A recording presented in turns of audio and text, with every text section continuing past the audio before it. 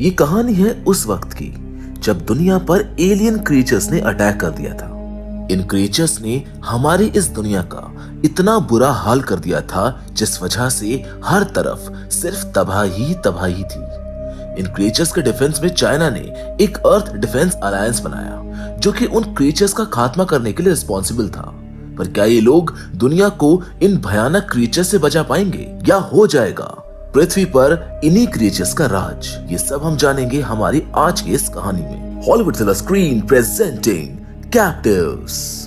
कहानी की शुरुआत में हमें क्रीचर्स के हमले के 15 साल बाद का सीन दिखाया जाता है, जहां पर हम कमांडर जिन शैन्य को देखते हैं जो कि अपनी बेहतरीन फाइटिंग स्किल्स से उन क्रीचर्स का सामना कर रही होती है। वहीं दूसरी ओर उसका पार्टनर चैन कुआन भी उन क्रीचर्स से लड़ रहा होता है। तभी अचानक से चैन कुआन देखता है कि जिन शैन्य की गन में लगभग गोलियां खत्म होने वाली हैं। जिन शैन्य जिस क्रीचर से लड़ रही होती है वो उसको मारने वाला होता है, पर तभी चैन कुआन बीच में आ जाता है जिस वजह से उसकी वही मौके पर मौत हो जाती है। उस वक्त वो क्रीचर जिन शैन्य को नहीं मारता है और वहां से चला जाता है। इसके बाद हमें 5 साल बाद का सीन दिखाया जाता है जहां पर हम मिलते हैं डॉक्टर वी से, जो कि उन क्रीचर्स पर रिसर्च कर रहा होता है, जिसमें ये बात सामने आती है कि ये क्रीचर्स अब पहले से काफी समझदार हो गए हैं और अब उनके जीन्स में भी कुछ म्यूटेशंस हो गए हैं, जिसकी वजह से अब वो पहले से भी ज्यादा खतरनाक हैं। वहीं दूसरी ओर हम एक आदमी को देखते हैं जो रात में अपनी कार से घर जा रहा होता है। वो रेडियो पर सुन रहा होता है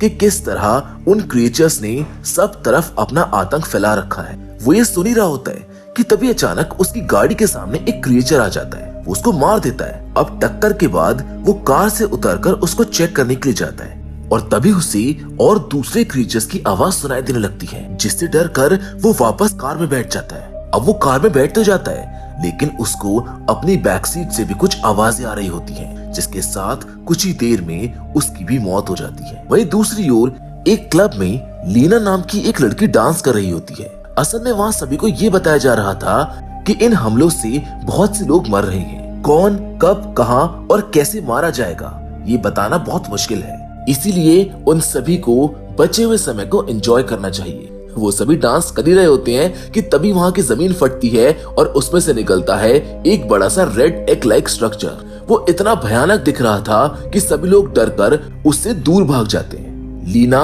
ना जाने क्यों उससे कुछ अट्रैक्ट हुई और उसकी तरफ खिंची चली गई। वो जैसे उस स्ट्रक्चर के पास पहुंचती है तभी अचानक उसमें से एक बड़ा सा एलियन क्रीचर बाहर आता है, जो देखते ही देखते लीना की बॉडी में घुस जाता है। वहीं दूसरी ओर हम देखते हैं कि कमांडर जिन शैन्य को भी अपनी टीम के साथ एक एरिया जहां क्रीचर्स थे उन्हें क्लीन करने जाना था।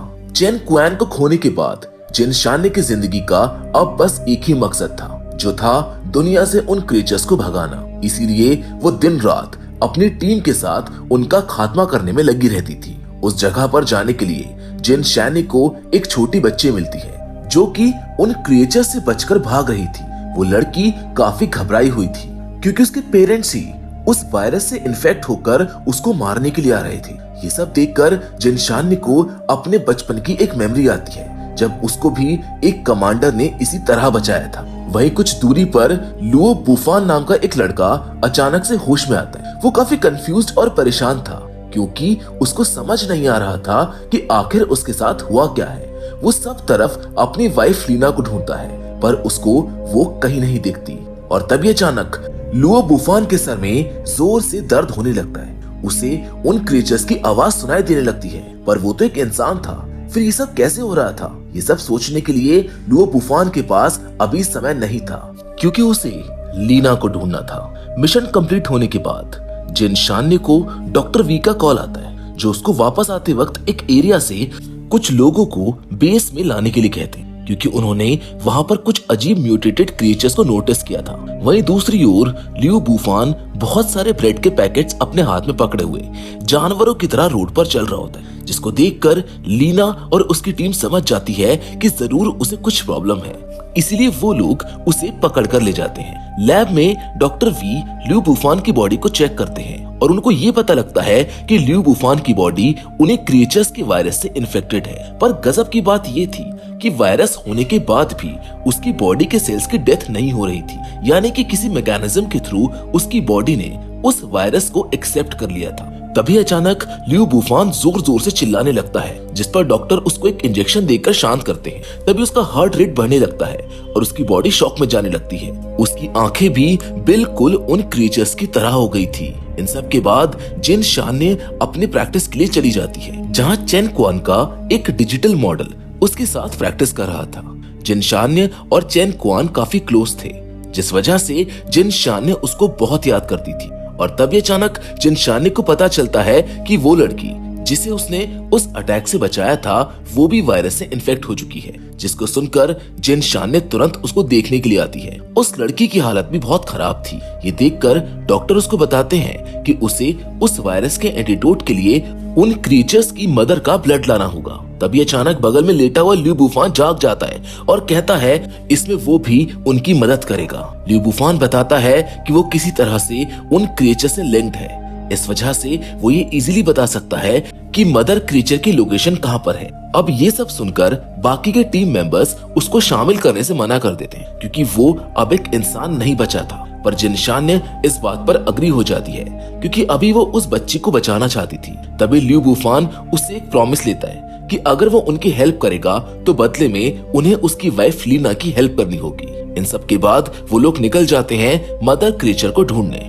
लियू बुफान की बात मानकर सभी उसकी बताई हुई लोकेशन पर जाते हैं, लेकिन उस लोकेशन पर उन्हें कोई भी क्रीचर नहीं मिलता है। जिस पर वो लिफ्ट से ऊपर जाते हैं, जहाँ पर उनको एक भयानक नजारा देखने को मिलता है। असल में वहाँ बहुत से ह्यूमंस मकड़ी के जाल में उस वायरस से इन्फेक्टेड वहाँ खड़े हुए होते हैं। वो ये देख ही रहे होते हैं कि तभी लीना वहाँ एक सॉन्ग प्ले कर देती है और देखते ही देखते वो पूरा रूम क्रीचर से भर जाता है। वो लोग उनके ऊपर अटैक कर देते हैं। उस वक्त लियू बुफान बिल्डिंग के बाहर होता है, क्योंकि उस पर उन लोगों को ट्रस्ट नहीं था। वहीं अंदर सभी सोल्जर्स उन क्रीचर से लड़ रहे होते हैं, जिसमें उनमें से कुछ लोग अपनी जान से हाथ धो बैठते हैं और इसी के साथ बाकी के लोग लिफ्ट से बाहर जाने लगते। जब वो लिफ्ट नीचे जा रही होती है, तभी कुछ क्रिएचर्स उनके ऊपर अटैक कर देते हैं। वो लिफ्ट की रूफ से अंदर घुसने की कोशिश करते हैं, पर तभी वहाँ पर लियू बुफान आ जाता है, जो एक एक करके उन क्रिएचर्स को वहीं पर मार देता है। उस वक्त उसका हाथ एक क्रिएचर के टेंटिकल्स जैसा हो गया था, क्योंकि वो भी एक म्यूटेटेड क्रिएचर बन चुका था। इन सब के बाद वो जिन शान्य को उसका बाहर वेट करने के लिए कहता है और अकेले ही ऊपर चला जाता है। उसको जैसे ही लीना दिखती है तो वो बहुत खुश हो जाता है, क्योंकि वो फाइनली अपनी वाइफ से मिल रहा था। पर उस वक्त वो लीना नहीं थी, बल्कि वो था वो एलियन क्रिएचर जो लीना को कंट्रोल कर रहा था। यहाँ लियू बुफान और लीना के बीच जबरदस्त फाइट होती है।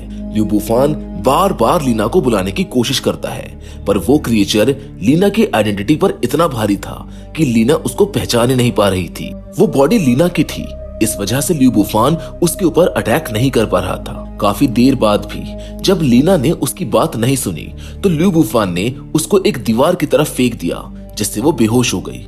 इन सब के बाद वो लीना को जिनशान के पास लेकर गया ताकि वो उसका इलाज करवा सके। जिनशान के टीम के बाकी के लोग लीना को उसी वक्त मारने के लिए कहते हैं, जिस पर लियू बुफान उनसे कहता है कि वो सब अब भी एक इंसान है, इसीलिए उन्हें अपनी इंसानियत नहीं भूलनी चाहिए। जिसको सुनकर वो लोग उनको वापस से अपने बेस पर ले जाते हैं। अब सैंपल ना मिलने की वजह से उस लड़की की जान चली जाती है, जिससे जिनशान को बहुत दुख होता है। वो इस वक्त काफी अकेली थी, पर चैन क्वेन की मेमोरीज उसको हमेशा सपोर्ट करती थी। वहीं बेस में डॉक्टर वी लीना की बॉडी का एग्जामिनेशन करते हैं, जहां पर उनको ये पता चलता है कि ब्रेन फंक्शन टेस्ट से शायद लीना के ऊपर से उस क्रिएचर का कंट्रोल हट जाए। पर सबसे बड़ी प्रॉब्लम ये थी कि इस चीज के लिए उन्हें एलियन मदर क्रिएचर को मारना था। इन सब के बाद जिनशान ने एक बार फिर से अपनी टीम को तैयार करती है। वो सभी सोल्जर्स चेंजिंग रूम में जाते हैं और अचानक से उनमें से कुछ लोग अजीब हरकतें करने लगते हैं। अब ऐसा वो इसलिए कर रहे थे क्योंकि उनकी बॉडी भी उस वायरस से इन्फेक्ट हो चुकी थी। जिनशान ने उस सिचुएशन को संभालती है, जिसके साथ सभी सोल्जर्स को फिजिकल एग्जामिनेशन के लिए भेज दिया जाता है। लीना को बेस में एक ग्लास के जार के अंदर रखा गया था, जिसको वो ब्रेक नहीं कर पा रही थी। और तभी अचानक एक न्यूज आती है, जिसमें ये पता चलता है कि कंट्री की एक साइड में उन क्रिएचर्स ने हवा, लैंड और पानी में उस वायरस को फैला दिया है, जिससे 48 आवर्स में वहाँ के सारे लोग मारे जाएंगे। ये सब सुनकर जिनशान ने वहाँ जाने के लिए रेडी हो जाती है, क्योंकि उन्हें वहाँ के लोगों को बचाना था। लियू बुफान भी उसके साथ जाने के लिए कहता है, लेकिन जिनशान का एक सोल्जर इस बात पर अग्री नहीं होता है। इसीलिए जिनशान ने उसे डॉक्टर की हिफाजत करने के लिए बेस में ही छोड़ देती है और बाकी लोगों को अपने साथ लेकर चली जाती है। इस बार भी वो लोग लियू बुफान की बताई हुई लोकेशन पर ही गए थे, क्योंकि उनका मेन मोटिव मदर क्रीचर को पकड़ना है, क्योंकि उसे कंट्रोल में आते ही सारी चीजें कंट्रोल में आ जाएंगी। जब वो लोग उस बिल्डिंग के अंदर जाते हैं तब उनको वहाँ पर कोई भी दिखाई नहीं देता, जो बात काफी अजीब होती है। पर उसी वक्त लीना लियू बुफान की बॉडी पर कंट्रोल करना शुरू कर देती है, जिसकी वजह से लियू बुफान जिनशान्य और उनके सोल्जर्स पर ही अटैक करने लगता है और तभी वहाँ पर और भी क्रीचर्स आ जाते हैं। अब कुछ लोगों की मौत के बाद जिनशान्य लियू बुफान को समझाती है कि उसे अपनी बॉडी पर कंट्रोल करना ही होगा, क्योंकि वो एक इंसान है और उसको लीना को बचाना है। लीना का नाम सुनते ही लियू बुफान होश में आ जाता है और अपने आप को कंट्रोल कर लेता है। वहीं दूसरी ओर बेस में लीना जोर जोर से हंसती है।